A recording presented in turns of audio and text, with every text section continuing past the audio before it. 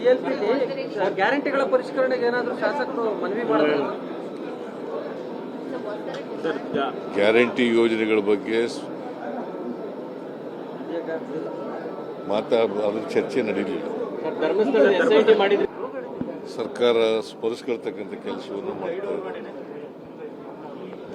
ನಿಜಲಿಂಗಪ್ಪನವರು ಒಬ್ಬ ದಕ್ಷ ಪ್ರಾಮಾಣಿಕ ವ್ಯಕ್ತಿ. ಕರ್ನಾಟಕ ರಾಜ್ಯದ ಮುಖ್ಯಮಂತ್ರಿಯಾಗಿದ್ದರು ಮತ್ತು AICC ಪ್ರೆಸಿಡೆಂಟ್ ಕೂಡ ಆಗಿದ್ದರು. ಅವರು ಅಖಂಡ AICC ಕಾಂಗ್ರೆಸ್ ವಿಭಜನೆ ಆಗೋದಕ್ಕಿಂತ ಮುಂಚಿತವಾಗಿ ಅಧ್ಯಕ್ಷರಾಗಿದ್ದರು. ಆಮೇಲೆ ಶ್ರೀಮತಿ ಇಂದಿರಾ ಗಾಂಧಿಯವ್ರಿಗೂ ಅವ್ರಿಗೂ ಭಿನ್ನಾಭಿಪ್ರಾಯಗಳು ಬಂದು ರಾಜಕೀಯದಲ್ಲಿ ಬೇರೆ ಬೇರೆ ಆದರು. ಇವರು ಸಂಸ್ಥಾ ಕಾಂಗ್ರೆಸ್ ಅಂತ ಅದರ ಅಧ್ಯಕ್ಷರಾದರು. ಕಾಂಗ್ರೆಸ್ ಅಂತ ಹೇಳಿ ಇಂದಿರಾ ಕಾಂಗ್ರೆಸ್ ಅಂತ ಹೇಳಿ ಆಯಿತು. ಸೊ ಕರ್ನಾಟಕ ಕಂಡಂಥ ಅಪರೂಪದ ಒಬ್ಬ ರಾಜಕಾರಣಿ, ಕೊನೆಯವರೆಗೂ ಕೂಡ ಬಹಳ ಪ್ರಾಮಾಣಿಕ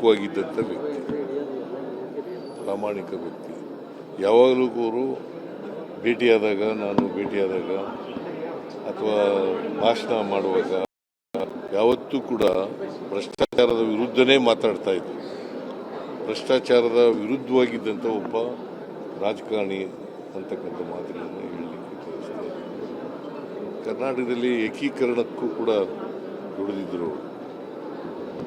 ಸೊ ಒಬ್ಬ ಧೀಮಂತ ಪ್ರಾಮಾಣಿಕ ನಾಯಕ, ಅವರ ಜನ್ಮದಿನ ಇವತ್ತು.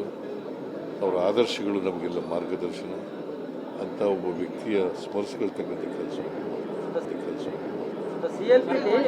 ಗ್ಯಾರಂಟಿಗಳ ಪರಿಷ್ಕರಣೆಗೆ ಏನಾದರೂ ಶಾಸಕರು ಮನವಿ ಮಾಡಿದ್ರು? ಗ್ಯಾರಂಟಿ ಯೋಜನೆಗಳ ಬಗ್ಗೆ ಅದ್ರ ಚರ್ಚೆ ನಡೀಲಿಲ್ಲ.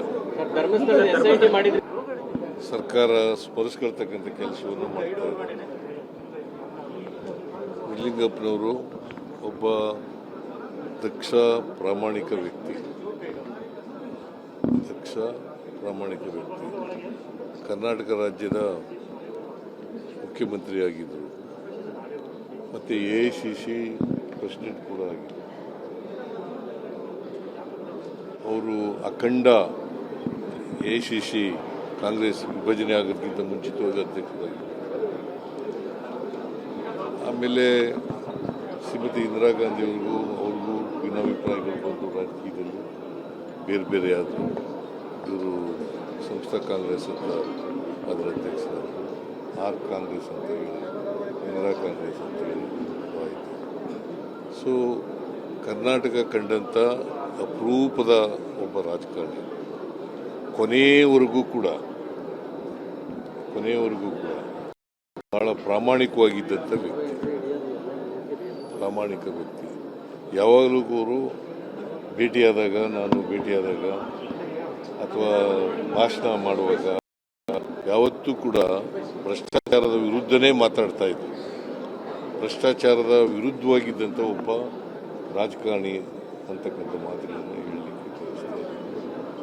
ಕರ್ನಾಟಕದಲ್ಲಿ ಏಕೀಕರಣಕ್ಕೂ ಕೂಡ ದುಡಿದಿದ್ದರು.